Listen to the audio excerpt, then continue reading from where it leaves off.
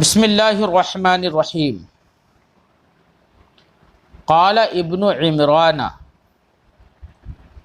وصل الإلہ ولذ به لا تنسه فاللہ یذکر عبدہ ان یذکر۔ صاحب کتاب جو اشعار ذکر کر رہے ہیں، اس میں یہ اشعار جو آ رہے ہیں وہ شاعر ابن عمران ایک شاعر کا نام ہے، شاعر کی کنیت ہے، اس کا ایک شعر ہے۔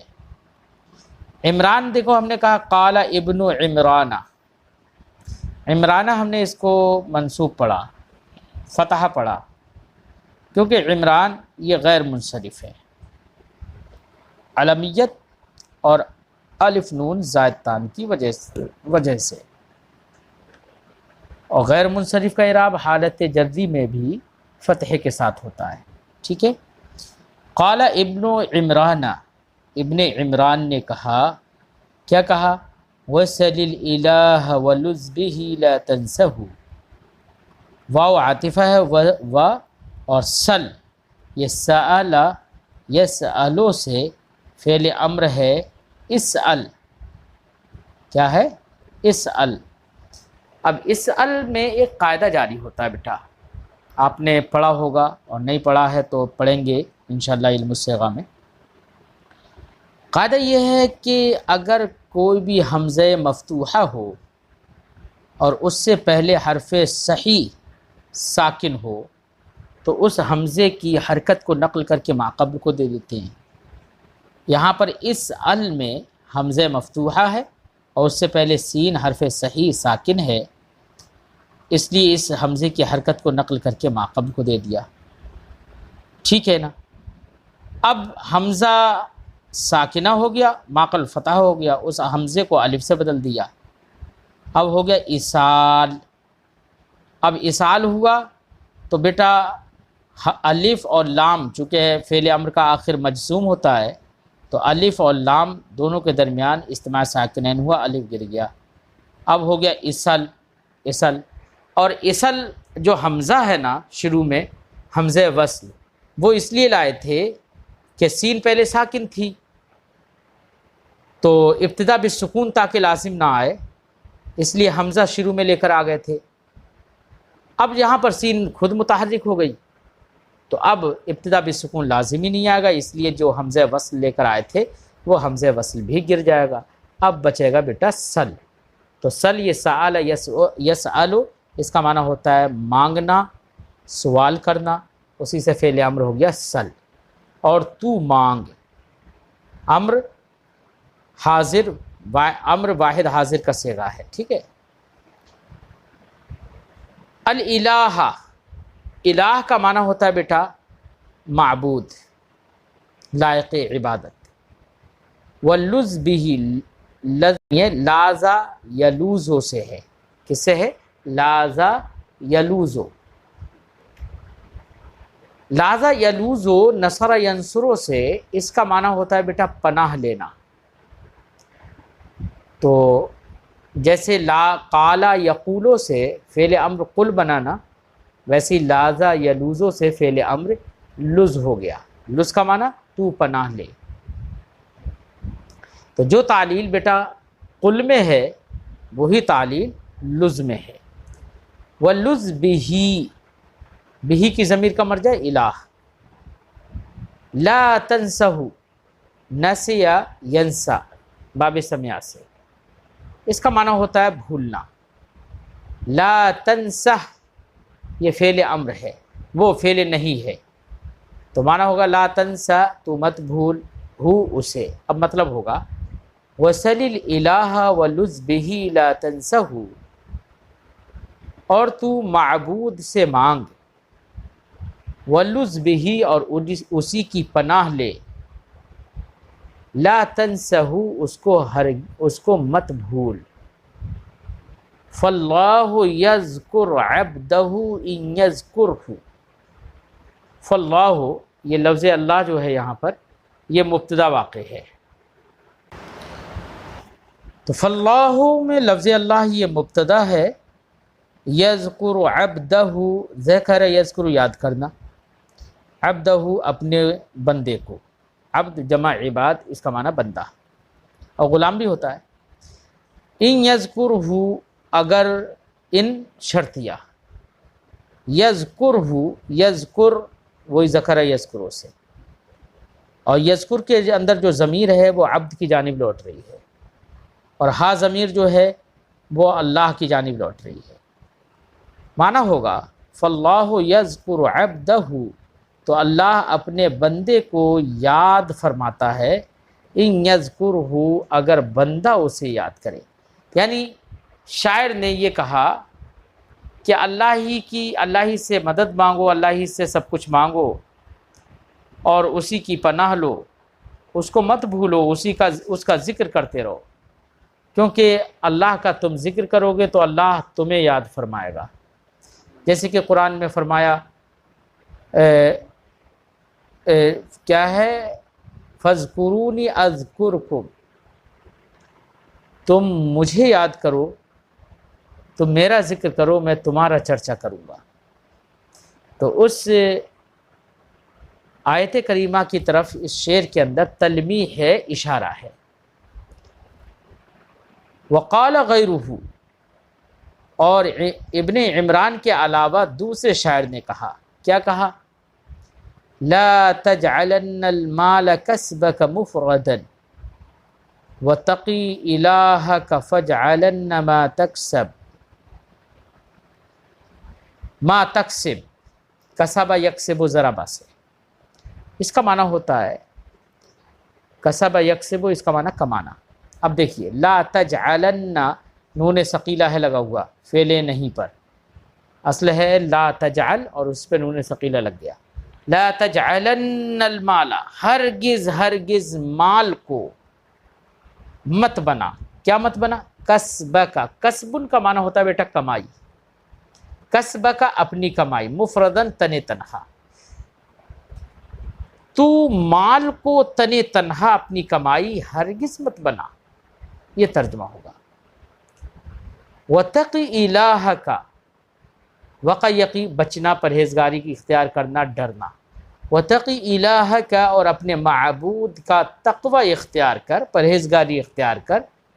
فَاجْعَلَنَّ مَا تَكْسِبُ، تو یہاں پر فَاجْعَلَنَّ، یہ اجعلن، یہاں پر بھی نون ثقیلہ فعل امر پر لگا ہوا ہے، اجعل تھا اس پر نون ثقیلہ لگ گیا۔ فَاجْعَلَنَّ ما تکسبو، میں ما بیٹا مصدریہ ہے، جو فعل مضارع کو مصدر کے معنی میں کر دے گا، اے کسب کے معنی میں کر دے گا۔ آپ یہ ما تکسبو اے کسب کا، یہ معنی ہو جائے گا۔ فالمعنی، تو معنی یہ ہوگا لا تجعلن المال کسبک مفردا، تو مال کو تن تنہا اپنی کمائی مت بنا۔ وتقی الہک فاجعلن ما تکسب، اور اپنے معبود کا تقوی اختیار کر، اپنے معبود سے ڈر۔ فاجعلن ما تکسب، پھر اپنی کمائی کو اپنی کمائی بنا، جو تو کماتا ہے اس کو اپنی کمائی بنا۔ کہنے کا مقصد کیا ہے؟ شاعر کا کہنے کا مقصد یہ ہے کہ دیکھو، تن تنہا مال کو اپنی کمائی مت سمجھو، یہ مال اسی وقت آپ کے لیے مفید اور نفع بخش ہوگا جب آپ خدا کا تقوی اختیار کریں گے، پھر یہ مال تمہارے لیے نفع بخش ہوگا۔ اور اگر تم نے صرف مال کو تن تنہا اپنی کمائی سمجھ لیا اور تقوی اختیار نہیں کیا، تو یہ مال بھی تمہارے لیے رحمت نہیں، زحمت بن جائے گا۔ کیوں؟ اس لیے کہ تم نے تقوی الہی اختیار کیا نہیں۔ تو اب ایسی صورت میں تم مال سے بھی حق الہ ادا نہیں کرو گے۔ جب حق الہ ادا نہیں کرو گے تو یہی مال تمہارے لیے اب رحمت نہیں بلکہ زحمت ہو جائے گا، پریشانی کا باعث بن جائے گا۔ اس لیے فرمایا کہ پہلے اللہ کا تقوی اختیار کرو، پھر تقوی کے ساتھ ساتھ اس مال کو اپنی کمائی بناؤ۔ ٹھیک ہے؟ معنی ہوگا لا تجعلن المال کسبک مفردا، تم تن تنہا مال کو اپنی کمائی مت بنا۔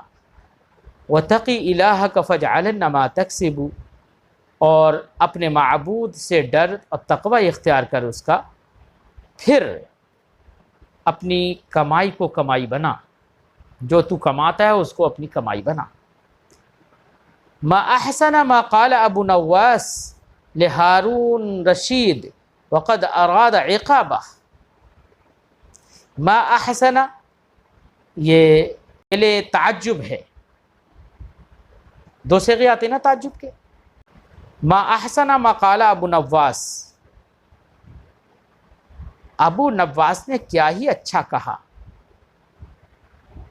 کتنی اچھی بات ہے وہ جو ابو نواس نے کہی. کس سے کہی؟ لہارون الرشید، ہارون الرشید سے، ہارون رشید سے کہی. وقد اراد عقابہ، اراد یرید ارادہ، اس کا معنی ہوتا ہے بیٹا چاہنا، ارادہ کرنا. عقابہ یہ ارادہ کا مفعول بھی ہے. عاقبہ یعاقب معاقبۃ و عقابا، باب مفاعلت کا یہ مصدر ہے عقاب، اس کا معنی ہوتا ہے سزا دینا. فالمعنی، تو مطلب یہ ہوا وقد اراد عقابہ، اس حال میں، واو حالیہ ہے بیٹا یہ وقد ارادہ میں، اس حال میں کہ ہارون رشید نے ابو نواس کو سزا دینا چاہا. تو سزا جب دینا چاہا تو اس وقت ابو نواس نے ایک بہت اچھی بات کہی. کیا بات کہی؟ بات جو کہی ہے بیٹا اس کا خلاصہ یہ ہے، وہ یہ کہہ رہا ہے کہ دیکھو اب تم مجھے سزا دو گے تو مجھے تمہاری اس سزا سے کوئی خوف اور ڈر نہیں رہا ہے. اب میں ڈر نہیں رہا ہوں، اس سے مجھے کوئی خوف نہیں ہے سزا سے. کیوں؟ اس لیے کہ اب میں مامون اور محفوظ ہو گیا. مجھے یقین ہے کہ تو مجھے بلا وجہ میں سزا نہیں دے گا. کیوں؟ اس لیے کہ جب سے تو نے تقوی اختیار کر لیا ہے، اللہ کا تقوی اختیار کر لیا، اور تو اللہ کی پرہیزگاری تیرے دل میں جب سے آ گئی ہے، تو اب مجھے یقین ہو گیا ہے کہ تو اب بلا وجہ میں مجھے نہیں مارے گا، بلا وجہ میں مجھے سزا نہیں دے گا. اس لیے میں مامون اور محفوظ ہوں. ٹھیک ہے، یہ اس نے کہا. دیکھیے آپ شعر کا مطلب سمجھیے. قد کنت خفتک ثم امننی، قد کنت خفتک، خافا یخاف باب سمع سے، اس کا معنی ڈرنا. خفتک، میں تجھ سے، کنت خفتک ماضی بعید، میں نے تجھ سے خوف کیا تھا. ثم امننی، پھر امنا یؤمن و تعمین، اس کا معنی محفوظ کر دینا، مامون کر دینا. ثم امننی، پھر مجھے بے خوف کر دیا. کس نے بے خوف کر دیا؟ من انا خافک، اس سے بے خوف کر دیا کہ میں تجھ سے ڈروں. اور کس چیز نے بے خوف کیا؟ یہ امنا کا فاعل آ رہا ہے خوفک اللہ، تیرا اللہ سے ڈرنے نے مجھے بے خوف کر دیا. تیرا اللہ سے ڈرنے نے مجھے بے خوف کر دیا. تو امننی کا فاعل نون وقایا یا مفعول بھی ہے امننی میں، اور خوفو کا اللہ، یہ خوف مصدر ہے، اور یہ مصدر مضاف ہے اپنے فاعل کی جانب، یعنی ضمیر جو ہے خوفو کا میں جو کا ضمیر ہے وہ اس کا فاعل ہے، اور اللہ یہ اس کا مفعول بھی ہے مصدر کا. مصدر اپنے فاعل اور مفعول بھی سے مل کر پھر امننی کا فاعل ہے. ٹھیک ہے، تو اس نے کہا کہ قد کنت خفتک، میں تجھ سے خوف زدہ تھا.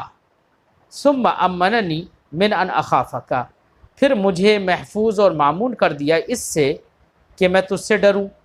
کس چیز نے مامون کیا؟ خوفک اللہ، تیرے اللہ سے ڈرنے نے، یعنی جب تو اللہ سے ڈرنے لگا تو میں بے خوف ہو گیا.